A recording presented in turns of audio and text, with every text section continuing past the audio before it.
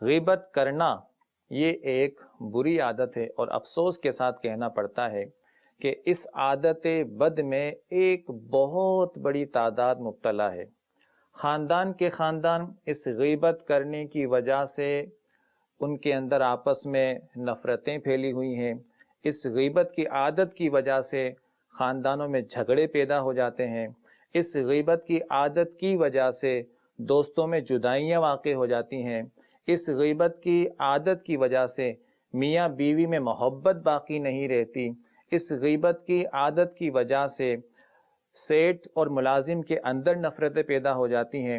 حاکم محکوم کی برائی کر رہا ہے، محکوم حاکم کی برائی کر رہا ہے، ساس بہو کی برائی کر رہی ہے، بہو ساس کی برائی کر رہی ہے، نند بھاوج کی برائی کر رہی ہے، بھاوج نند کی برائی کر رہی ہے، بیوی جا کے میکے میں برائی کر رہی ہے، تو کبھی جو ہے وہ بھائی بہن کی برائی کر رہا ہے، بہن بھائی کی برائی کر رہی ہے۔ یعنی الغرض یہ کہ دنیا بھر میں اگرچہ مذہبی لوگوں کو ہی دیکھا جائے تو ان کے اندر بھی یہ بلا اور یہ مصیبت نظر آتی ہے کہ وہ غیبت کر رہے ہوتے ہیں۔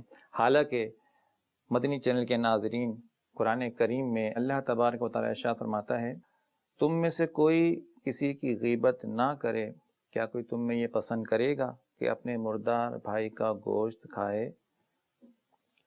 تو محترم اور پیارے اسلامی بھائیوں، یقیناً کوئی بھی یہ پسند نہیں کرتا کہ اپنے مردار بھائی کا گوشت کھائے۔ اتنی مذمت جب قرآن و حدیث میں آئی ہے، اس کے باوجود ہمارا معاشرہ اس گناہ میں بہت زیادہ لپٹا ہوا ہے۔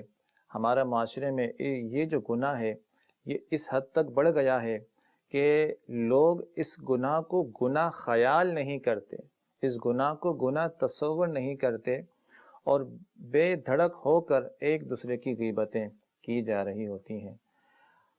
حالانکہ یہ گناہ ایسا گناہ ہے کہ احادیث کریمہ کے مضامین کے اندر ہمیں ملتا ہے کہ جو غیبت کرتا ہے قیامت کے دن کتے کی شکل میں اٹھایا جائے گا۔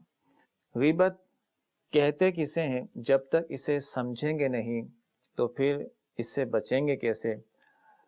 علماء کرام فرماتے ہیں، جیسے بہار شریعت میں بھی لکھا ہے، اسی طرح علامہ ابن جوزی رحمۃ اللہ تعالی نے بھی غیبت کی وضاحت کی ہے کہ اپنے مسلمان بھائی کا عیب اس کی غیر موجودگی میں بیان کرنا، کہ اگر اسے پتہ لگ جاتا تو اس کو ناگوار گزرتا، یہ غیبت ہے۔